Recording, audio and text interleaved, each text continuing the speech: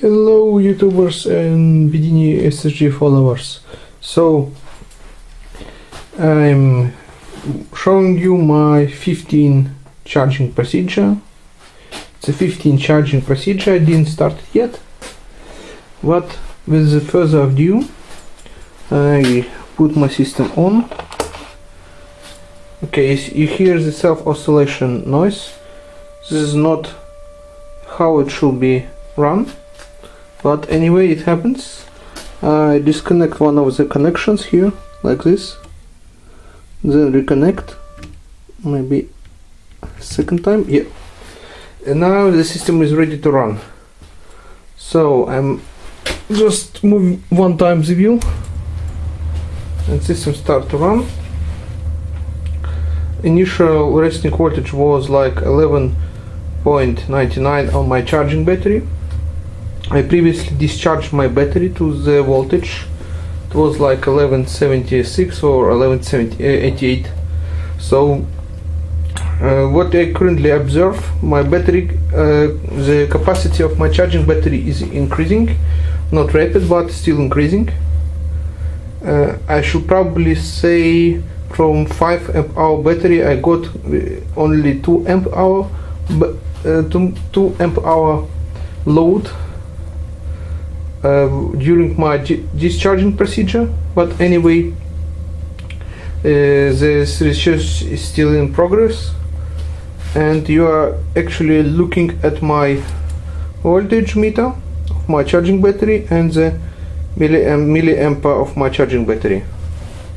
So battery charging on this side, and on this side I have my primary battery, which I previously charged by the 20-hour charging process, and it cost me some money to charge the battery, because I use power from the grid to charge my primary battery.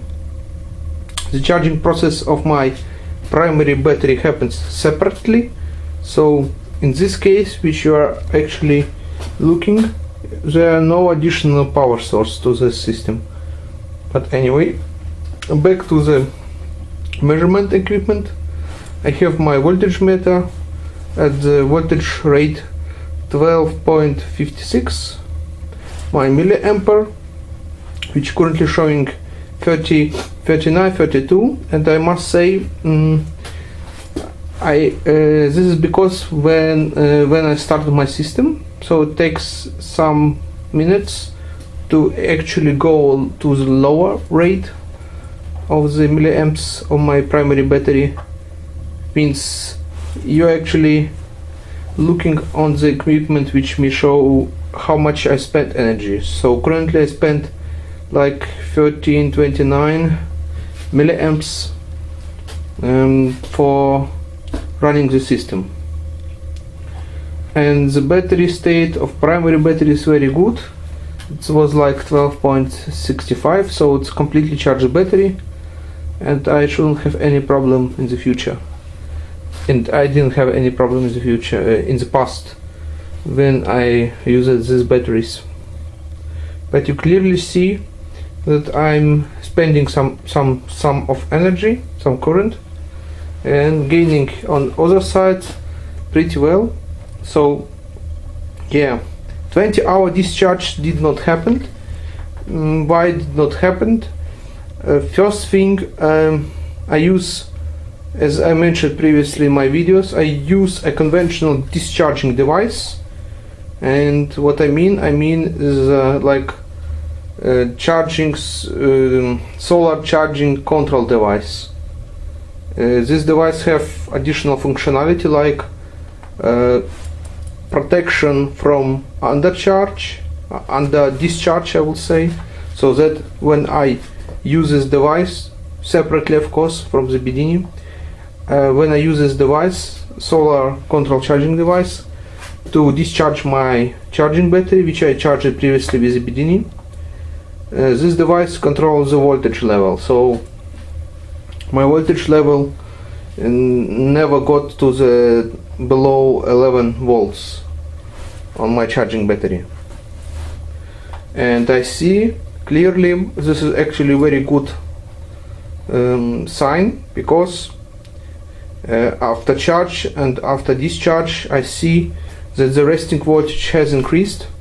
The time actually I getting more amps than previously, because as I said earlier, my maximum amps which I got through the load during the discharge procedure, it was like maximum 2 amps. So it's not completely done. What I mean that I'm able, actually, when I charge my battery, that I'm able to get from this charged battery is a fully 20 hour discharge. So then I can calculate and I see my 5 amp hours after the discharging.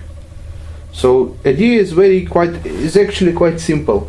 You charge the battery with the beginning to the 13 or 12.95 volts. This is a sign that your battery is actually charged.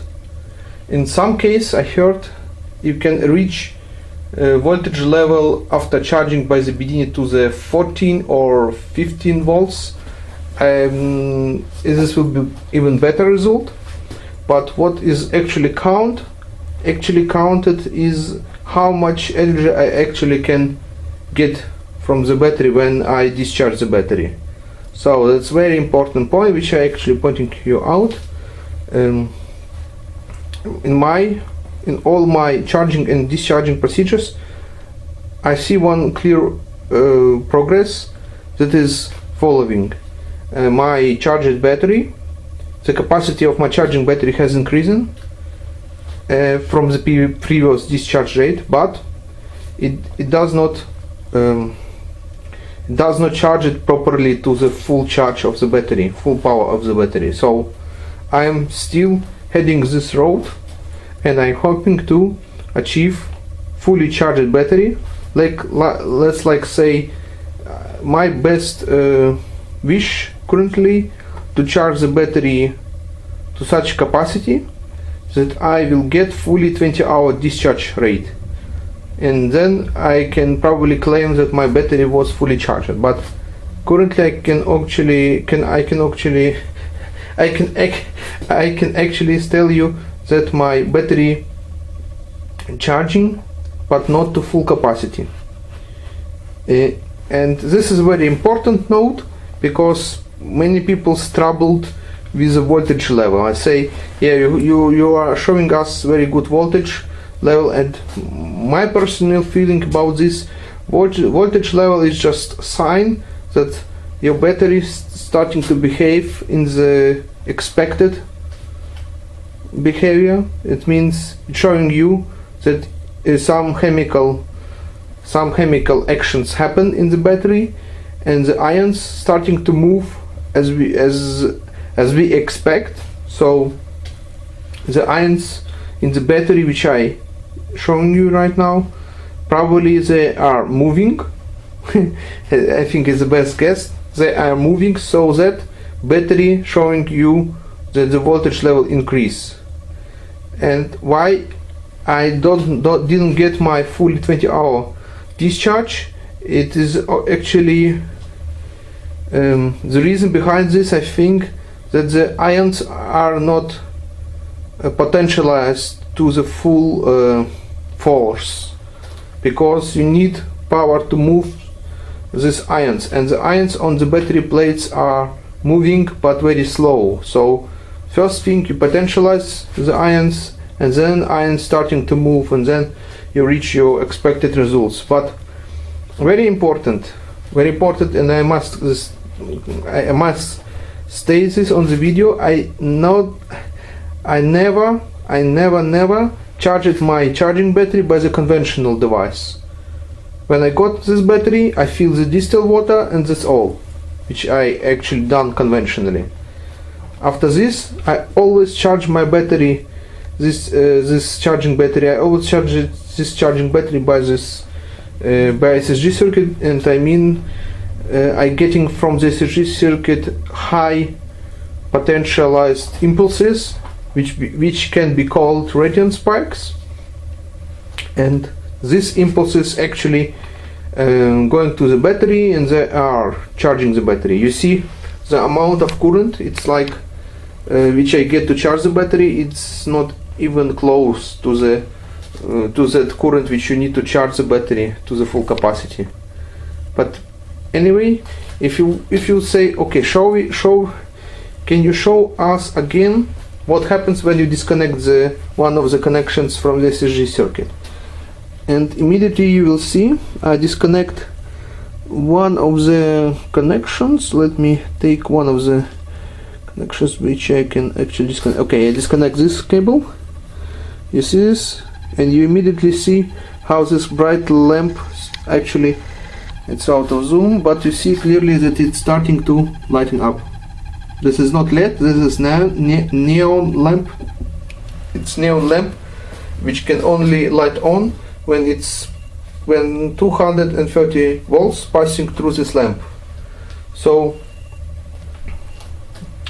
it's interesting observation, and you see clearly that in normal case, when I use conventional charging device, when I charge the primary battery, I actually see that it charges too, but the amount of current which I use to charge my other battery, or primary battery I will say better, it's like 300 milliamps at 16 volts. So just compare the values. When you're using charging device, conventional charging device, you need at least 200 or 300 milliamps and over 14 volts to charge the battery conventionally to full capacity. But when I'm using this another very unconventional type of charging, and what I mean unconventional, because this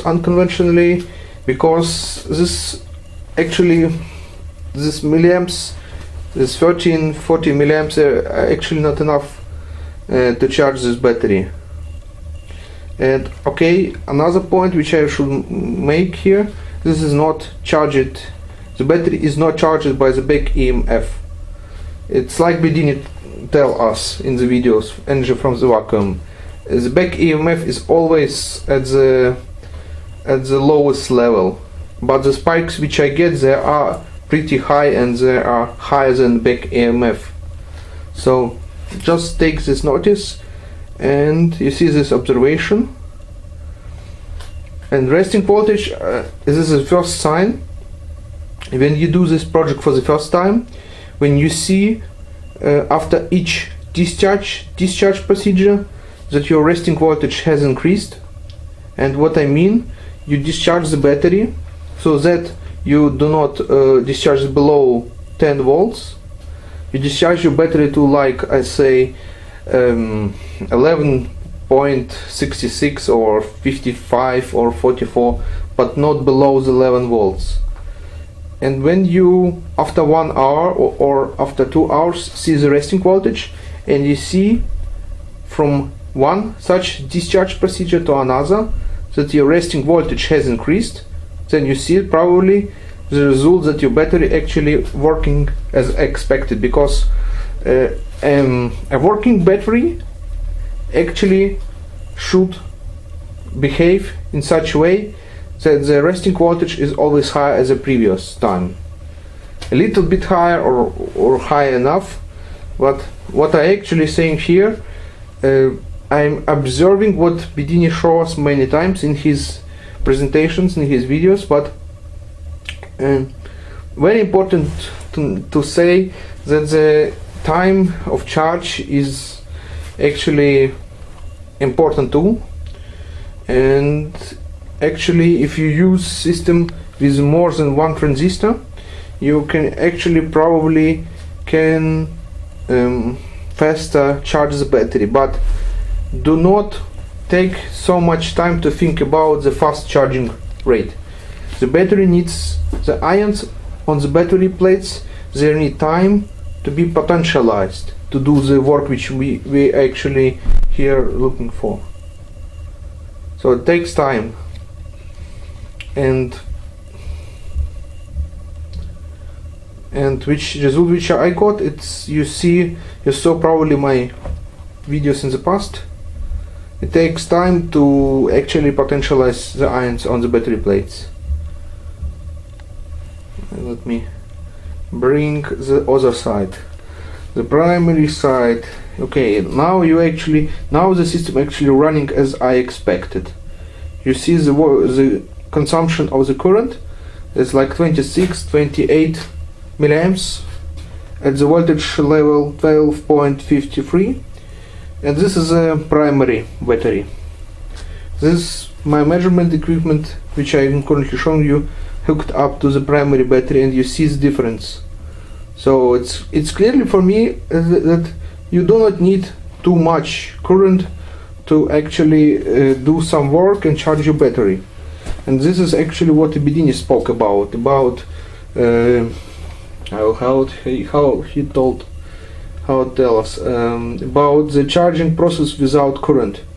Because when you producing this, when you produce a lot amount of the radiant spike impulses, then you actually doing what you actually you're doing what it's expected from the system. You do not need much current, and many people tell you this is electro generator. I cannot tell you this is not an electro generator. This is device which using counter magnetic force to switch the transistor when each magnet passing the coil, and when you passing the coil and the coil gives the current to this circuitry, and in end result it produces a large amount of the radiant spikes. And this large amount of radiant spikes, this is actually what you're getting for free, because you spend the energy to power the coil, to switch on, switch off the transistor. So for me it's like I would not tell you this is like wind generator, probably not this even complicated, but I think about the waterfall, that I'm actually like got some waterfall and some windmill which is under waterfall.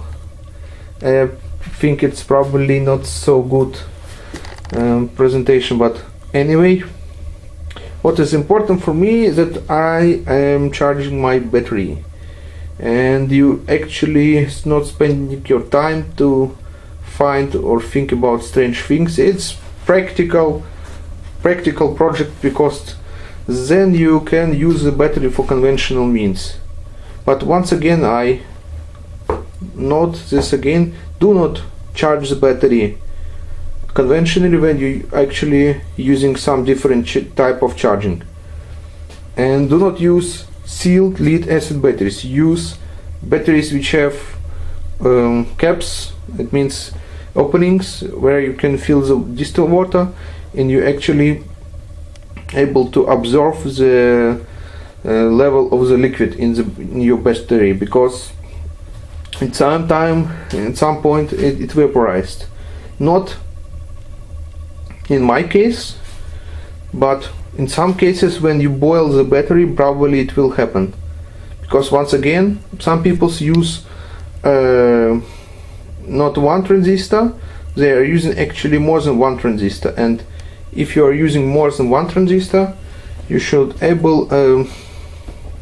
your charging rate probably can increase, because the amount of spikes, when just think about, I have only one transistor, and I get actually, which I observe it on my oscilloscope, like 14 radiant spikes, and I can only imagine if I have eight radiant spikes, eight transistors, and on each of transistor I got so much amount of spikes, then you probably can get even better results, because the amount of spikes on each transistor will be larger.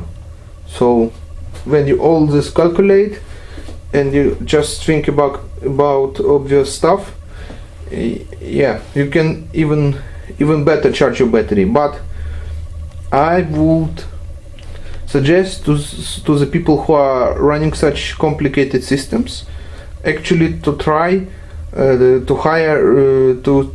tune the system to the higher resistance, so that you won't spend too much current. Yeah, I know it's sounding strange, but you do not need for this type of system too much current. You need so much current to tune to this special running case, and you need some equipment to observe this. I mean, with my pretty cheap equipment, I'm pretty actually fun.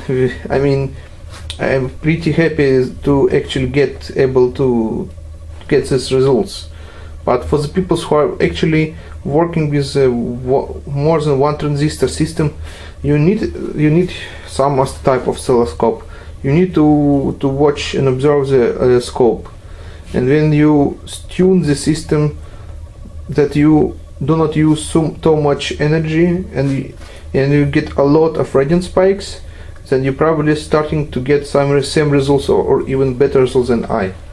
So take this as advice, and of course I would actually be happy to get some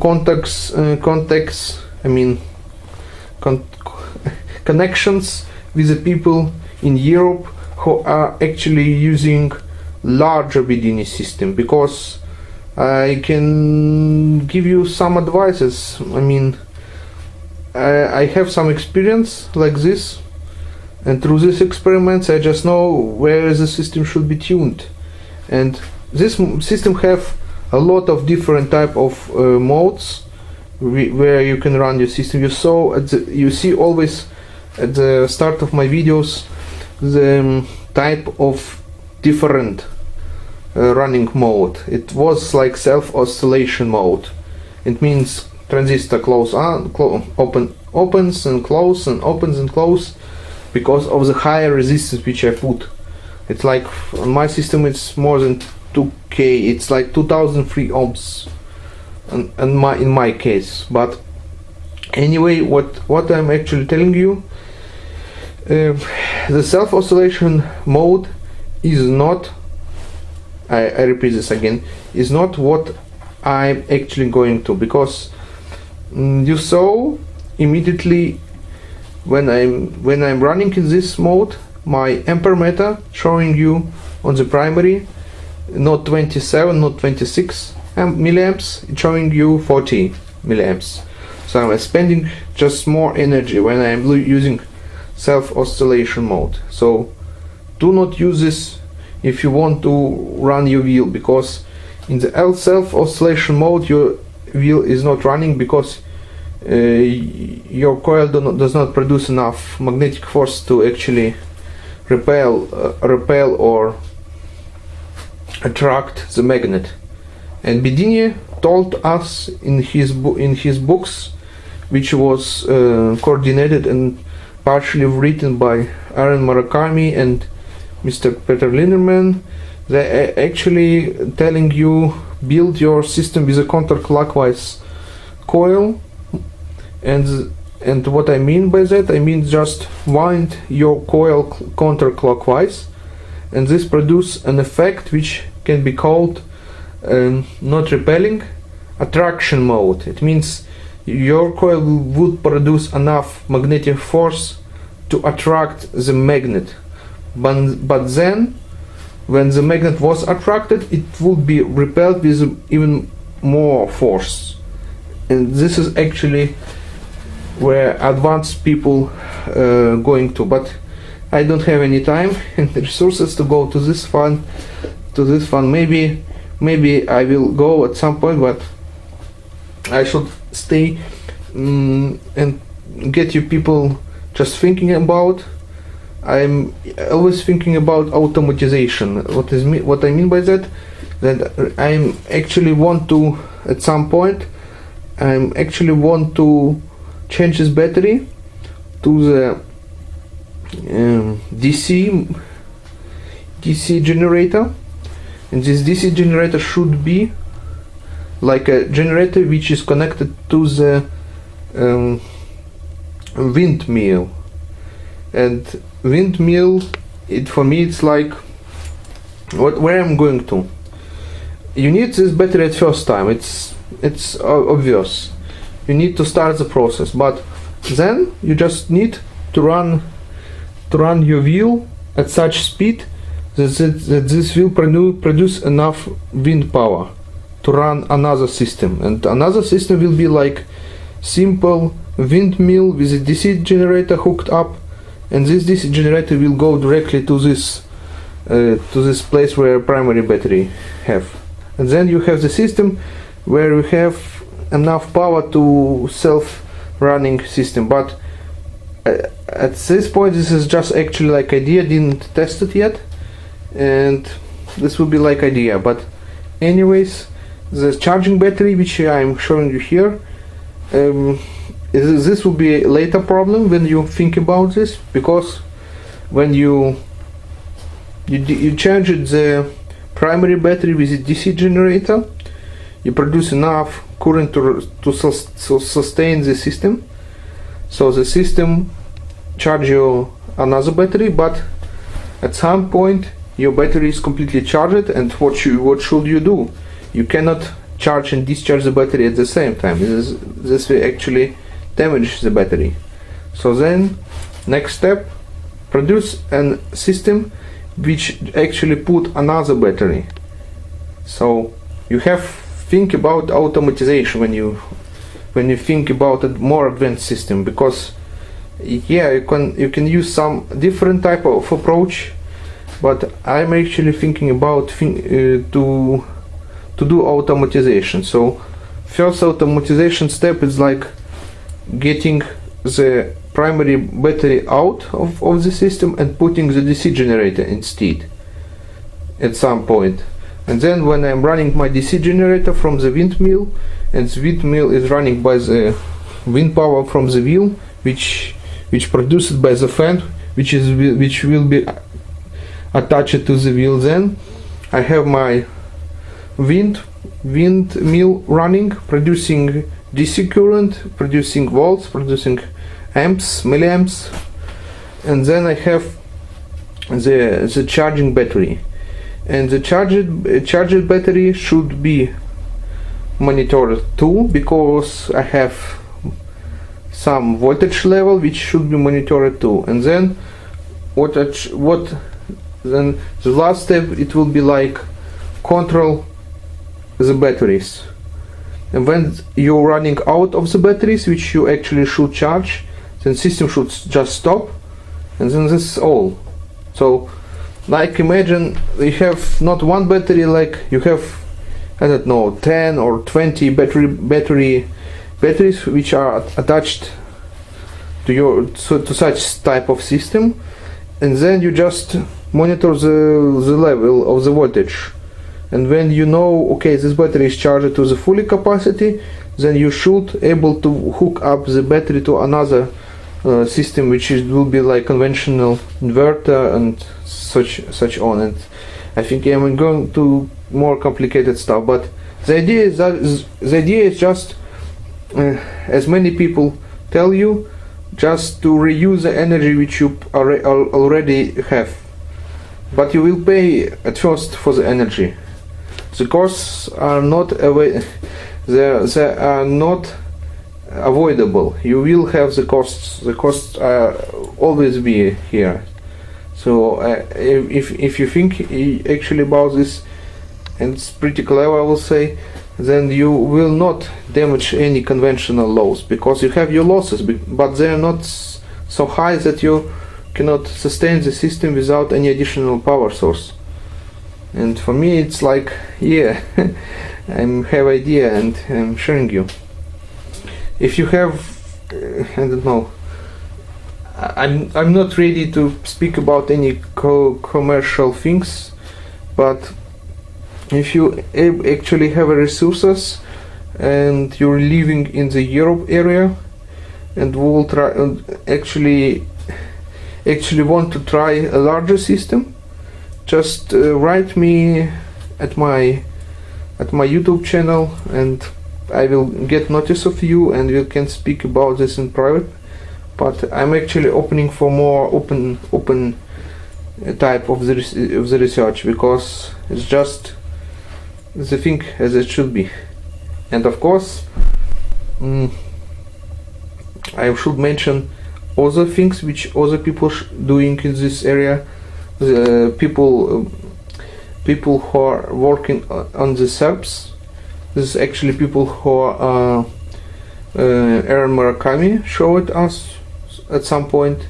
As actually in USA, two guys who are actually build a system which can draw the power from the wall, I mean from the grid, then transform this power in even higher power, and just putting it's like probably it will less here it will sounds like stealing, but it is not, because you use the power which you got in the first time from the grid, but then you take the power back to the grid. And when you're doing this in this step, putting the power back to the grid, you're actually doing some work. So as is, maybe it's a trick, I don't know, but this is a pretty clever idea. And guys, the people who are just invented this SERPs system, they spent a lot of time. I mean, like 13 years, man. I cannot imagine what I do in 13 years right now.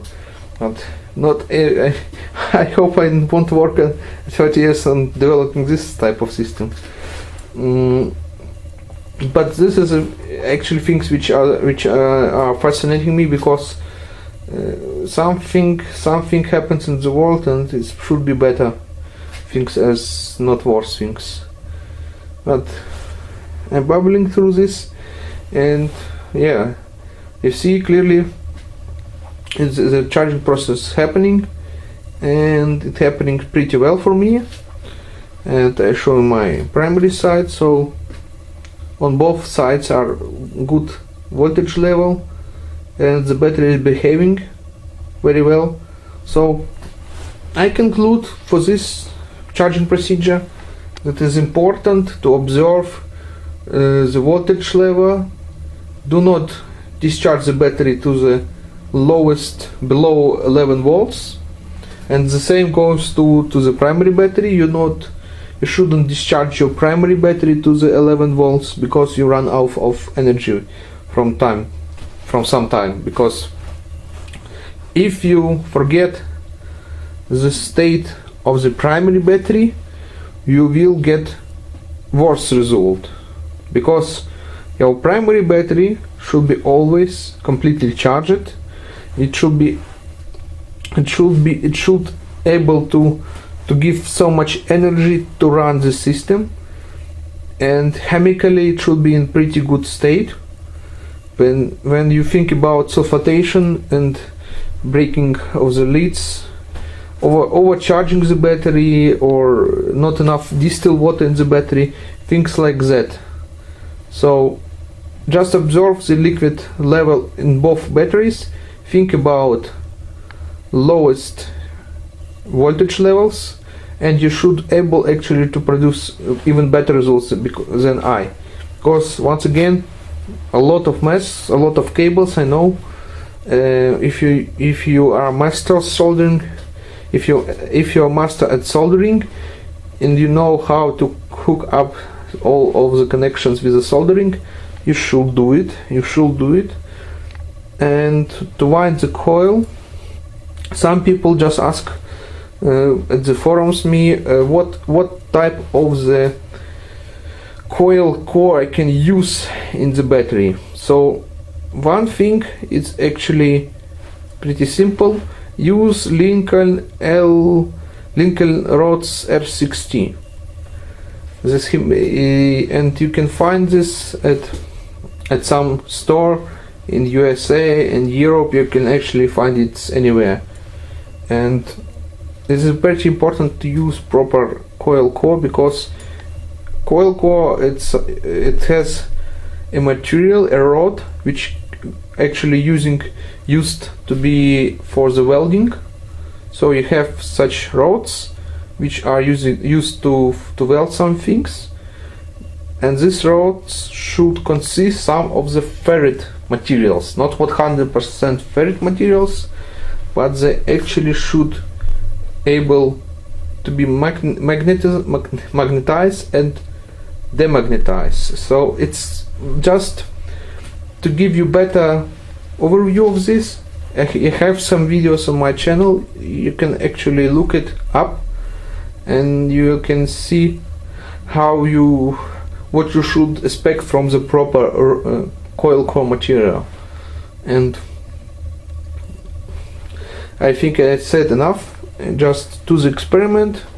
This is not completely done system. I mean, it's not, my charging procedure is not completely completed. I have 5 charging and discharging procedures to go, and then what happens after that? I will try to use an inverter when the charged battery is charged, and with the inverter help, and I hook up the inverter to my charging battery. Then to the inverter I hook up a conventional charging device, and then I hook up this conventional charging device to the primary battery, which will be probably discharged at that time. But then I will get some charge from the charged battery by the BDNI, and then I charge my primary battery through the which I already told you. And when I be lucky with this type of procedure, I always put this on the YouTube, on my channel. You will see the results. Nothing what you see is private or proprietary, and this is public, for the public knowledge. And then when I charged my primary battery by the another battery, and this will be like full capacity, or maybe at first less capacity, I don't know, and then I just put the batteries in this way, which they are currently put in my system, at the right places, charging with right battery, primary battery, and then just run system many times.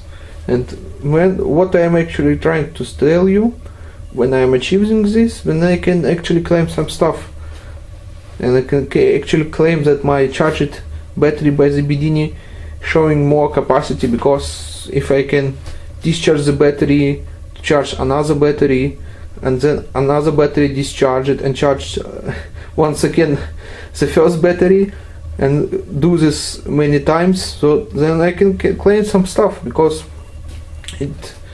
nothing is magic, nothing is just science, which we miss at some point, or do not put our attention that this actually happening each time when we putting some circuitry. Because in my opinion, there are some hidden energy when you using any circuitry, because you have additional forces.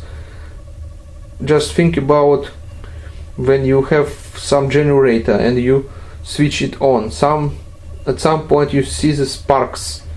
I mean, it's not spikes on us, I mean, that's, I would say, like flashes from the switching device, and these flashes are always pretty at high level voltage and current. So where are such energy coming from? And yeah, it's just bubbling here. Okay, you see here the result, and you can still hear the result.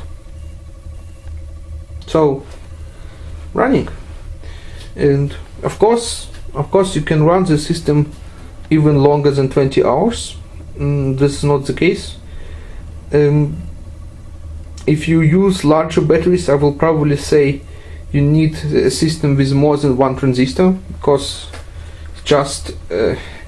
it just take you more time to potentialize this pretty slow ions. They need to be pushed with a lot of impulses and during a long time period, but then you will get your results. So this is all which I actually willing to show you, and the charging process goes forward with the best results, and I wish you all the best. Bye bye.